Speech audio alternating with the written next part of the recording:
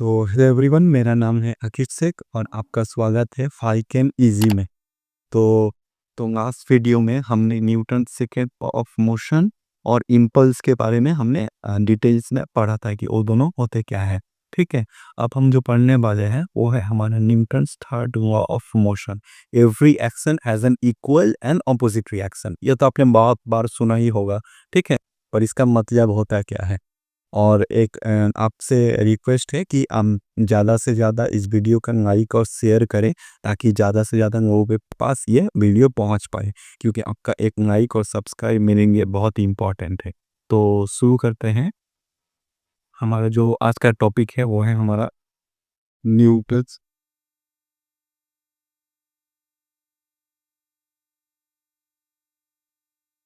Third law of motion.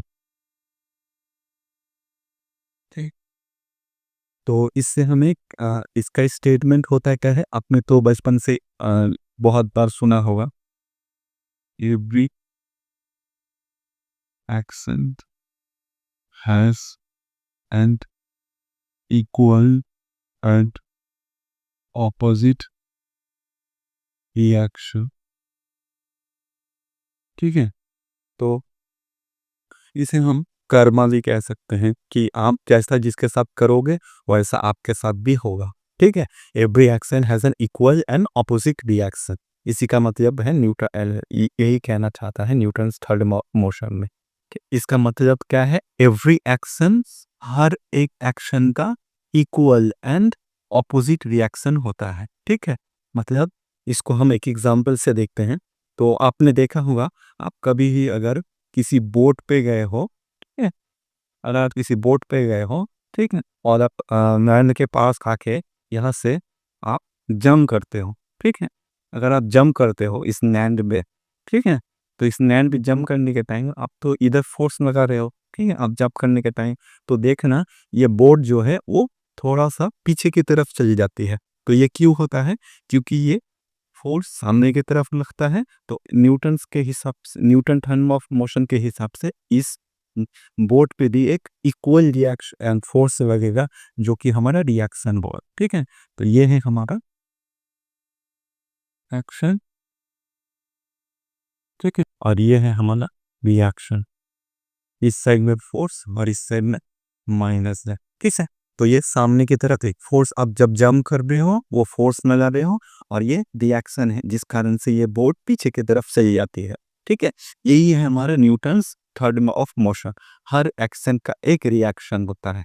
ठीक है, तो आप देखिए, जब आप इस दीवार पे जब मारते हो, ठीक है, तो ये दीवार तो आपको मारती नहीं है। तो इससे आपको क्या पता, आप जब इस पे बहुत जोर से मारोगे तो क्या होगा, आपके हाथ में ही दर्द होगा। क्यों, क्योंकि आप जब इस दीवार पे मार रहे हो तो आप एक फोर्स अप्लाई कर रहे हो, पर ये दीवार क्योंकि बहुत ज़्यादा बड़ा है तो इसको तो आप मूव नहीं कर पा रहे हो। तो ये दीवार आपके हैंड पे फिक्स ऑपोजिट एक फोर्स लगा रहा है, जिसके कारण से आपके हाथ में दर्द होता है, जो कि है हमारा रिएक्शन फोर्स। तो हम जो लगा रहे हैं वो है एक्शन, और जो दीवार हमें वापस मार रही है, जो कि है हमारा हाथ पे दर्द हो रहा है, वो है हमारा रिएक्शन। ठीक है, तो न्यूटन्स का थर्ड लॉ ऑफ मोशन वैसे भी आप समझ सकते हो, एवरी एक्शन का एक इक्वल एंड अपोजिट रिएक्शन होता है। ठीक, तो न्यूटन के थर्ड लॉ ऑफ मोशन के कुछ इंपॉर्टेंट स्टेटमेंट्स हैं। क्या,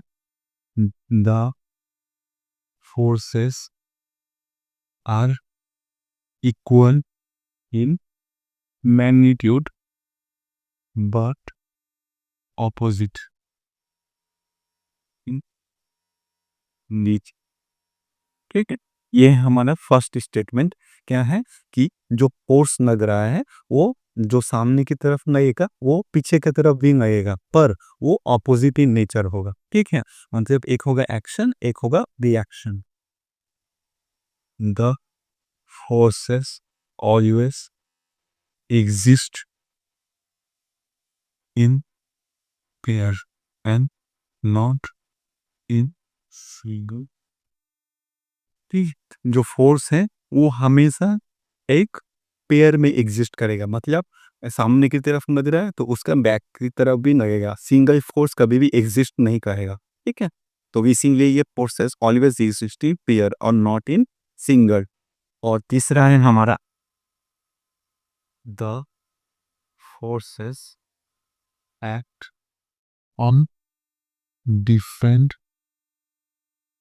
object and not in the same object.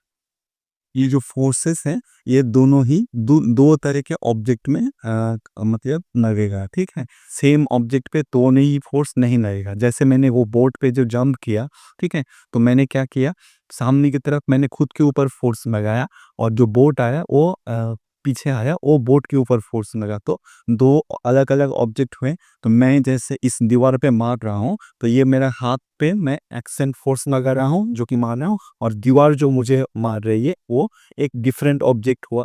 तो द फोर्स जो एक्ट कर रहा है एक हाथ पे एक्ट कर रहा है, और जो रिएक्शन फोर्स है वो है हमारा और जो ऑपोजिट में काम कर रहा है, वो दोनों डिफरेंट ऑब्जेक्ट होंगे, ठीक है। तो ये है हमारा forces act on different object not in the same object. The forces, और फोर्थ है हमारा the forces are always forces are known as action and reaction forces.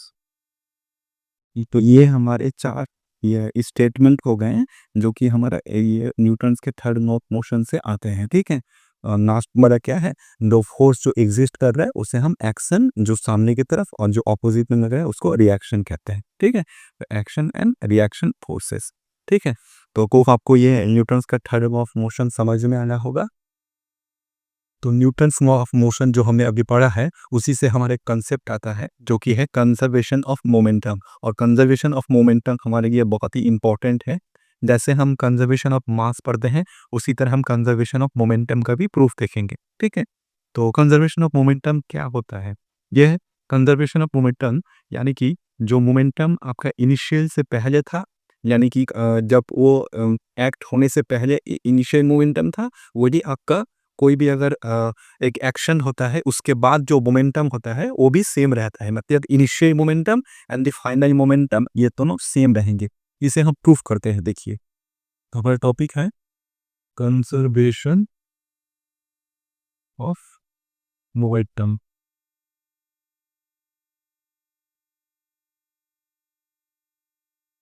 तो let us take and two objects जिससे हम ये proof करने जा रहे हैं, ठीक है। तो दो ऑब्जेक्ट जैसे कि 1 और 2। तो सोचिए ये है हमारा ऑब्जेक्ट ए और ये है हमारा ऑब्जेक्ट बी, ठीक है। और इनका मासेस है एम ए और ये है एम बी, और इनकी इनिशियल वेलोसिटी जो कि ये मूव कर रहा है ये है यू ए और ये है यू बी। तो इसी से हम प्रूफ करते हैं, ठीक है। तो इसका जो इनिशियल मोमेंटम है, इनिशियल मोमेंटम क्या होगा इसका, इसका होगा एम ए यू ए और इसका होगा एम बी यू बी, ठीक है। तो टोटल फाइनल मोमेंटम यानी कि पी आई, ये क्या हो जाएगा, इन दोनों का एडिशन हो जाएगा, ठीक है। और इसके बाद क्या होता है, ये जो दो ऑब्जेक्ट हैं, ये जो दो ऑब्जेक्ट हैं ये जाके ये सिनेरियो 1 है और ये हमारा सिनेरियो 2 है। तो ये ऑब्जेक्ट ए इसके साथ कोलाइड करता है ऑब्जेक्ट बी के साथ, ठीक है। तो इसके मासेस क्या थे, m a and m b. और ये जो क्राइटेरिया जब हो रहा है तो इसमें ये ऑब्जेक्ट ए बी में फोर्स लगाएगा, तो ये होगा एफ ए बी। और ये कितना होगा according to Newton's third law of motion, minus of f b. यानी कि ये जो लगाएगा ए एन लगाएगा आपका एफ ए बी, और ये बी जो है ये इस पे लगाएगा वो है माइनस एफ बी, ठीक है। और ये दोनों इक्वल इन मैग्नीट्यूड होंगे और ऑपोजिट इन नेचर होंगे, ठीक है। अब ये दो ऑब्जेक्ट कोलिशन करने के बाद ये दो ऑब्जेक्ट सेपरेट होते हैं, ठीक है। तो इनके मासेस थे क्या, m a and u m b. और इसका वेलोसिटी जो फाइनल वेलोसिटी है वो होगा हमारा वी ए और डी पी, ठीक है। तो तो ये थर्ड केस में क्या है, ये थे फर्स्ट सिनेरियो और ये रहा सेकेंड सिनेरियो। तो पी, तो फाइनल मोमेंटम क्या होगा हमारा एम ए बी है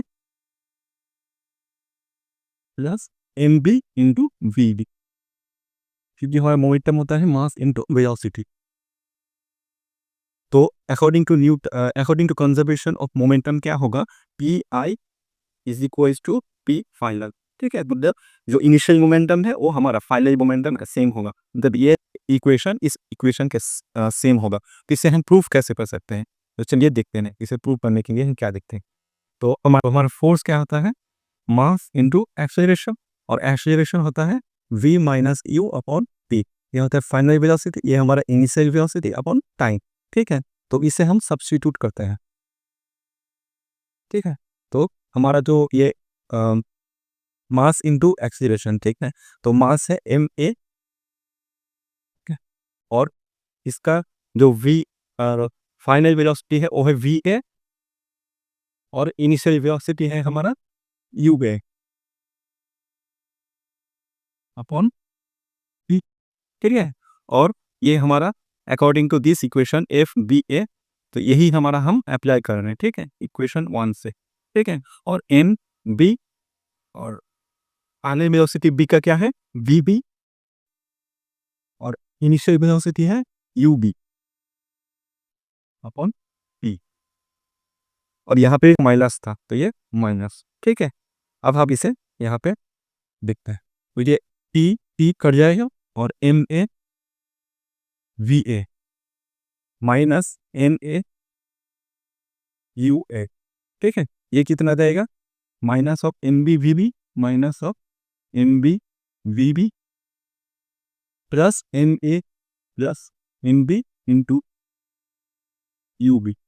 ठीक, अगर हम इसे अरेंज करेंगे तो क्या आएगा, ये आ जाएगा आपका M A V A plus, इसको अगर हम इधर आएंगे तो एम बी वी बी, ये हो गया, और इज इक्वल्स टू ये एम बी यू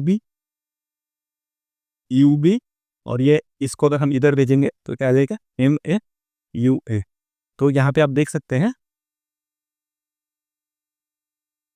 ये हमारा फाइनल मोमेंटम, और ये है हमारा इनिशियल मोमेंटम। ठीक है, तो ये है हमारा फाइनल इक्वेशन। आप यहाँ से मिला सकते हैं, हमारा क्या आया था initial momentum M A U A और एम बी यू बी, जो कि है हमारा एम ए यू ए और एम बी यू बी, और फाइनल मोमेंटम है M A V B plus M B V B. ठीक है, तो यहाँ का एम एम सॉरी यहाँ पे एक एम ए होगा। ठीक है, तो M A V M plus M B V B, जो कि हमारा प्रूफ हो गया। ठीक, तो यहाँ पर initial momentum M A U है और एम बी यू बी, और final momentum M A V है plus M B V B से। ठीक है, तो यहाँ पे देख सकते हैं एम ए यू वी है और एम बी वी बी, और एम बी यू बी और एम ए यू है, तो ये फाइनल मोमेंटम और ये इनिशियल मोमेंटम दोनों सेम है। तो ये है हमारा कंजर्वेशन ऑफ मोमेंटम का प्रूफ। होप आपको इस वीडियो से बहुत कुछ समझ में आया होगा, न्यूटन्स लॉ ऑफ मोशन और कंजर्वेशन ऑफ मोमेंटम। अगर आपको कोई डाउट है तो आप कमेंट में पूछ सकते हैं। ठीक है, और इस वीडियो पे ज़्यादा से ज़्यादा लाइक करिए और शेयर कीजिए। Thank you for watching.